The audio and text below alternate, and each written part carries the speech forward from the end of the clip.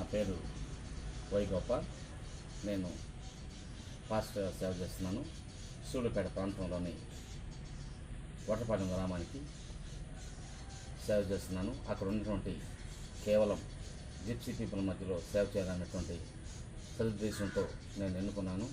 ఎందుకనంటే యేసు ప్రభు చెప్పినటువంటి వాక్యానుసారంగా నా వాక్యము పేదలకు సువార్తను ప్రకటించండి, ప్రపంచం యావత్తు నా సత్యాన్ని మీరు తెలియచేయండి అని చెప్పిన విధానాన్ని బట్టి నేను ఈ ప్రజలందరికీ నేను తెలియజేస్తూ వీళ్ళని రక్షణలోనికి నడిపిస్తున్నాను.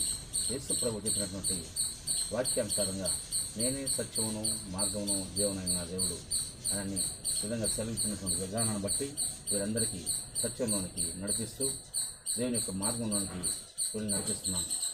అంతేకాదు అనాగరికమైనటువంటి ప్రజానికి అందరినీ మంచి నాగరికతగా తయారు చేసి వీరికి విద్యని వైద్యాన్ని సహాయం చేయడానికి దేవుని యొక్క సమక్షంలో ప్రార్థిస్తూ ఉంటున్నాను. దేవుడు సెలవించిన విధంగా లోకాసు వార్త 10వ అధ్యాయం 20.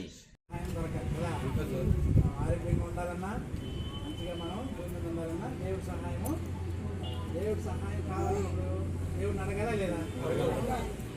అడిగే ముందు మనం సెటిల్ అవ్వాలి లేదా? నాకు కావాలి మనం నెమ్మదిగా వచ్చి కప్పుకోవాలన్నా కదా. అదే మాదిరిగా మనం కూడా దేవుడి తల్లికి వచ్చినప్పుడు దేవుడు మనం అడుగుతాడు, దేవుడు మనకు సహాయము చేస్తాడు. ఎప్పుడైనా ఏదైనా మనకు సహాయం దొరకాలంటే మన దేవుడిని అడిగితే దేవుడు సహాయం చేస్తాడు. మనుషులు అనేవాళ్ళు ఏ మాట్లాడాలంటే మీ మధ్యలో మధ్యవర్తి, మీతో మాట్లాడిన దేవుడు మాట్లాడితే ఎవరో మాట్లాడారు, దేవుడు మాట్లాడారు కదా. అందుకని దేవుడు మాట్లాడిందని మనుషులు సహాయం, మనుషుల ద్వారా దేవుడు మీకు సహాయము అందిస్తాడు. ఎవరైనా మీ పని చేసుకున్నప్పుడు, మీ వ్యాపారం చేసినా కూడా మనుషులే కదా కొనుక్కోవాలి. దేవుడు కొనుక్కుంటా, నేను కొనుక్కునేస్తున్నాను, దేవుడే వచ్చి సహాయము మనుషులు పంపిస్తారు. మనం చేసే పనులు కూడా మనం ఆరోగ్యం ఉండాలంటే దేవుడు మనకు సహాయం చేయాలి. మనం అనుకుంటాం నేను పనుకున్నాను ఆరోగ్యం ఉన్నాను, ఆయన ఈ పని చేసేటప్పుడు మేము సిద్ధపడిపోతే దేవుడు సహాయం కావాలి. మనం ఎవరిని అడగాల? దేవుడిని అడగాలి. మధ్యలో మా లాంటి వాళ్ళు వచ్చి మీకు చెప్తాను, ఈరోజు దేవుడు ప్రార్థన చేసుకోండి, దేవుడు సహాయం అందిస్తారు. ఓకేనా? అర్థమైందా? కాబట్టి చిన్న ప్రార్థన చేసుకుని మరి చిన్న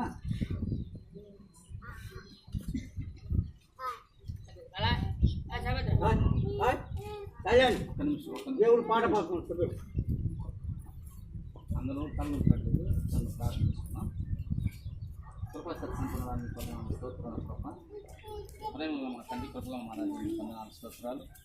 నీ ఘనమైన శ్రేష్టమైన ప్రశస్తమైన నామాన్ని పొందనాలు తెలుసుకుంటున్నాం.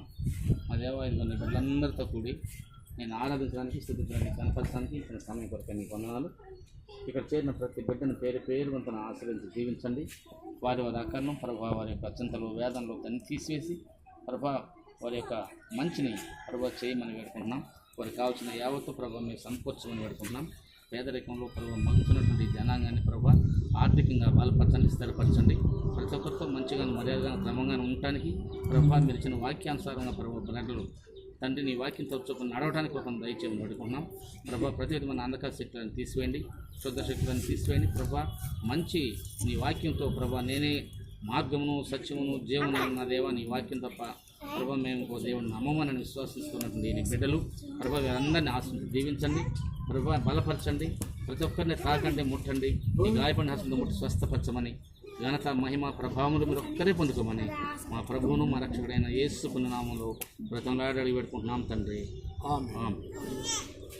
ఇప్పుడు నేను పాట పాడతాను, నాతో కూడా మీరు పాడచ్చు ఈజీగా.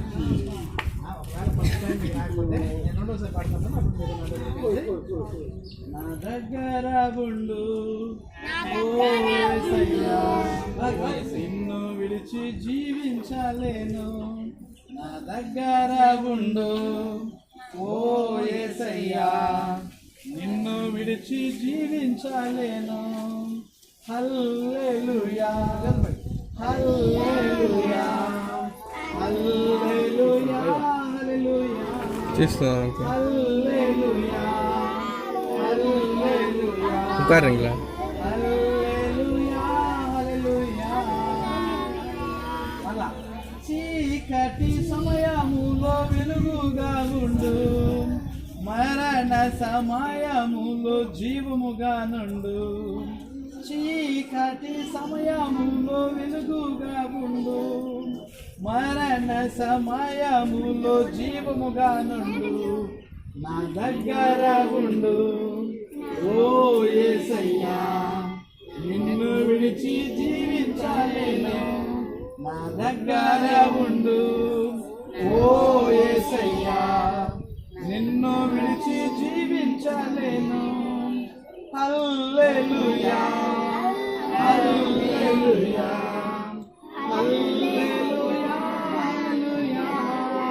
హల్లెలూయా హల్లెలూయా హల్లెలూయా కన్నీటి సమయములో తల్లిగా ఉండు, కొదువ సమయములో తండ్రిగా ఉండు. కన్నీటి సమయములో తల్లిగా ఉండు, కొదువ సమయములో తండ్రిగా ఉండు. నా దగ్గర ఉండు ఓ యేసయ్యా, నిన్ను విడిచి జీవించలేను.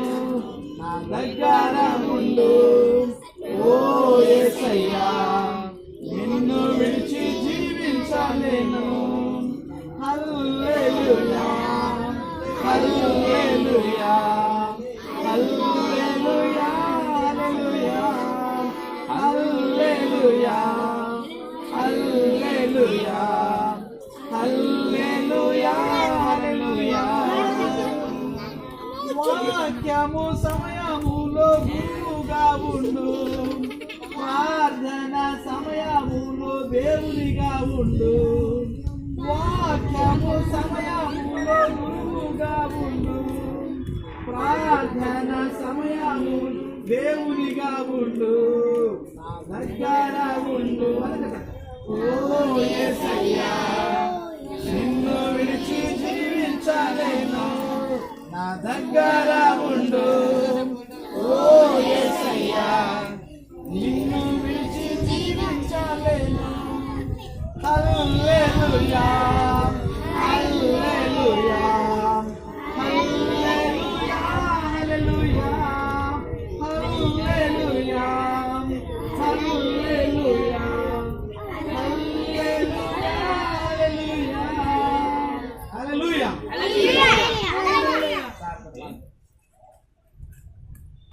సాగు పాడిన పాటలు ఏమని అర్థం అవుతుంది మేము గ్రహించాలి. దేవుని ఎప్పుడైనా మనం ఏదైనా అడగాలి అని అంటే మనస్ఫూర్తిగా అడగాలి. అవునా? నమ్మకం ఉండాలి, ఆయన పట్ల విశ్వాసము ఉండాలి. అందుకే దేవుడు ఈ లేఖన భాగాల్లో ఒక చిన్న వాక్యం చదివి వినిపిస్తాను. లూకా సువార్త 10:27. నీ దేవుడైన ప్రభువును నీ పూర్ణ హృదయంతోనూ, నీ పూర్ణ మనసుతోనూ, నీ పూర్ణ శక్తితోనూ, నీ పూర్ణ వివేకంతోనూ ప్రేమింపవలననియు, నిన్ను వల్ల నీ పొరుగువారిని ప్రేమించవలననియు రాయబడి ఉన్నదని చెప్పాను. మనము దేవుణ్ణి ప్రేమించేటప్పుడు దేవుణ్ణి ఏదైనా మనసుతో కానీ, నమ్మకంతో కానీ, విశ్వాసంతో కానీ మనం దేవుణ్ణి అడిగేటప్పుడు మనం ఎలా ఉండాలా? మనలో మనం సరి చేసుకోవాలి. నీ భగవాన్తో, నీ పక్కింటితో గొడవ పెట్టుకొని దేవుడా నాకు ఇది చేయాలి చేస్తాడా? నీ పక్కింటి వాళ్ళతో గొడవ పెట్టుకొని లేదా ఒక పిల్లలను కొట్టేసి దేవుడా నాకు మేలు చేయండి చేస్తాడా?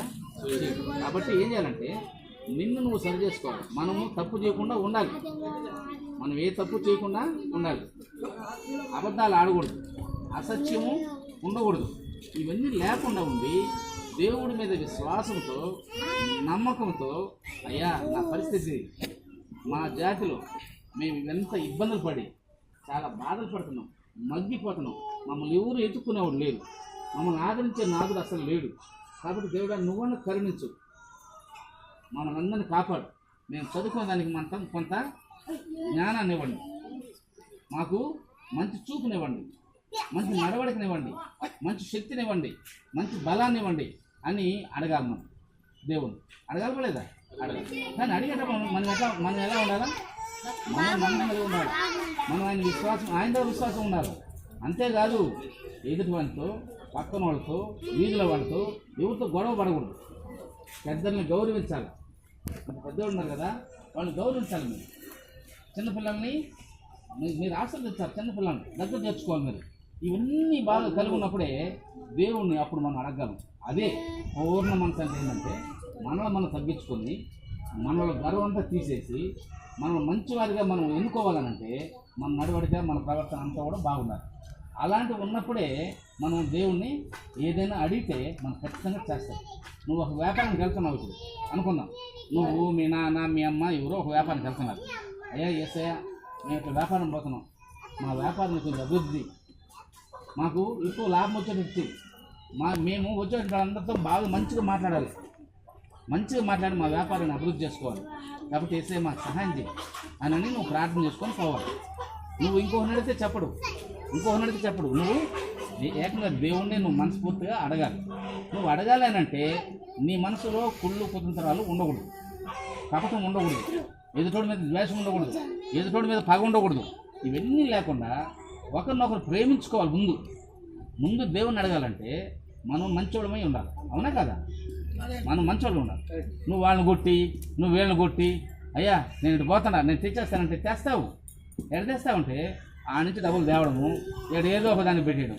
అంటే దేవుడు నీకు ఇస్తున్నాను రా, కానీ నీకు ఇచ్చినటువంటి డబ్బులంతా కూడా చిల్లుల సంచిలో పోసిన డబ్బులు అయిపోతాయి.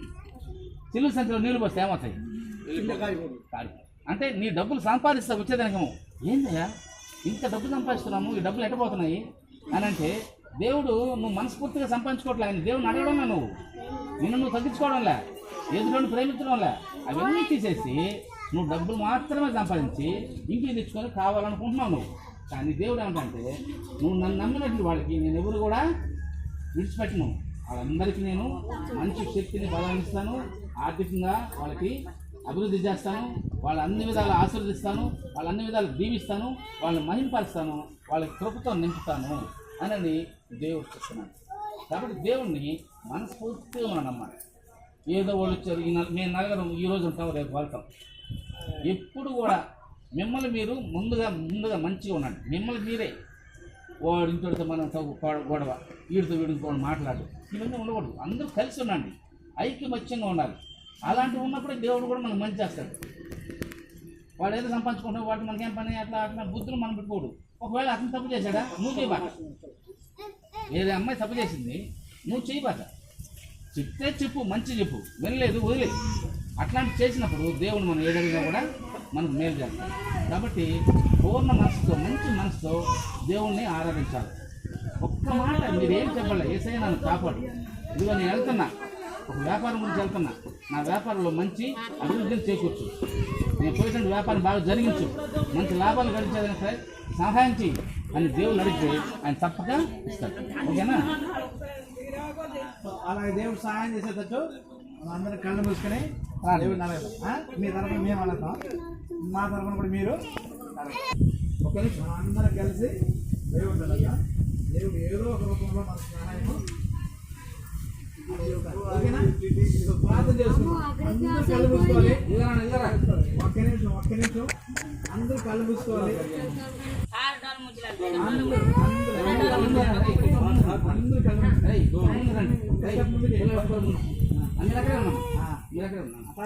కళ్ళు మూసుకోండి. ఇప్పుడు అందరి తరఫున మీకు సహాయం చేయగలిగేటట్లు అక్కడికి వెళ్ళి మామూలుగా తీసుకుంటాను. కృపా సత్య సంపూర్ణమైన మా ప్రియ పరలోక తండ్రి, నిలబడి అనేక విషయాలు మేము మార్పు చేస్తున్నాం. నీవు తప్ప మాకు సహాయం చేసేవాడు ఎవరు లేరు.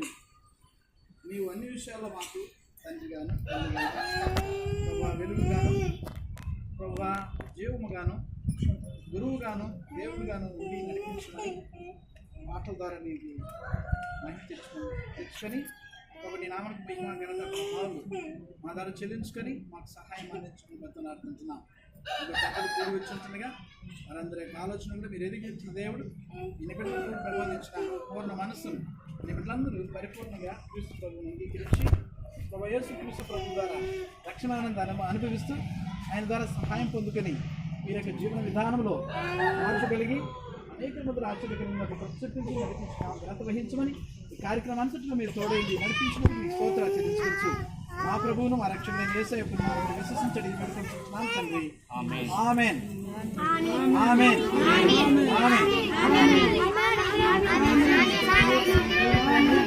పరిశుద్ధాత్మక సహవాస సన్నిధి కాపుదల వచ్చి మనకు తోడుగా ఉంది. మనకు సన్నిధి మనకు తోడుగా ఉండి కాళ్ళని కాచి కాపాడు గాక. ఆమేన్. హల్లెలూయా.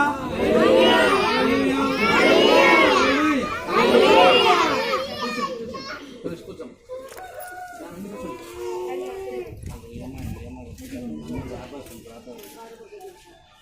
ఇంకా విషయాలు కొంచెం ముందు అంటే పొట్టుగా ఉంటే కొంచెం ముందే ఉంటుంది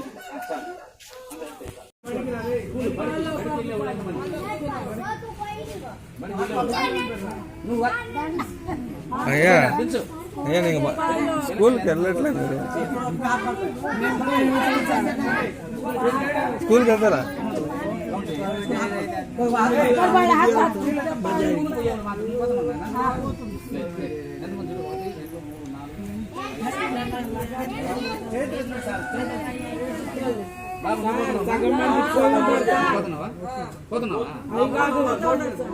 సగం మంది ఆదివారం కాదు ప్రస్తుతానికి ఉండేవాళ్ళు సరే ఇప్పుడు సరే సార్ దించండి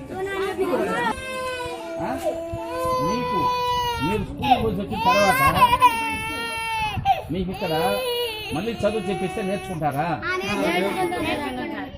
ఒకటి.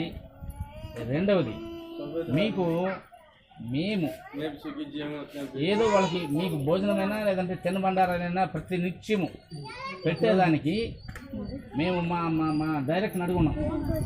వినండి అందరూ అడుగున్నాం. అది వచ్చి శాంక్షన్ అయిందంటే మేము అందరిలాగా అబద్ధాలు చెప్పే పరిస్థితి ఉండదు. మేము ముందే చెప్తున్నాం మీకు ఇంత పెడతానంటే ఇంతే పెడతాం, అంత పెడతానంటే అంత పెడతాం. మేము పెడతాము అని చెప్పి నేను మొహం తప్పించి తిరిగేవాడిని మాత్రం కాదు. ఇది గుర్తుపెట్టుకోవాలి అందరూ. నేను ఎప్పుడైనా మీ దగ్గర కూర్చున్నాను ఎన్నోసార్లు. నేను వచ్చిన ప్రతిసారి ఇదిగో అమ్మాయి ఫలంగా రండి మీకు ఇది ఇస్తానంటే ఇచ్చున్నాను, రండి గుడ్లు ఇస్తానంటే ఇచ్చున్నాను, అందరికి కూడా ఇచ్చున్నాను. రండి మీకు బియ్యం ఇస్తానంటే బియ్యం ఇచ్చున్నాను. అంటే మీకు ఏదైతే చెప్పానో అది చేస్తున్నాను. ఇప్పుడు కూడా మీ అందరికీ స్కూల్ టీచర్ ఒక ఆయన పెట్టి చదువు చెప్పించి మీకు ఒకవేళ మీరైతే మధ్యాహ్నం భోజనమా లేదంటే మధ్యాహ్నం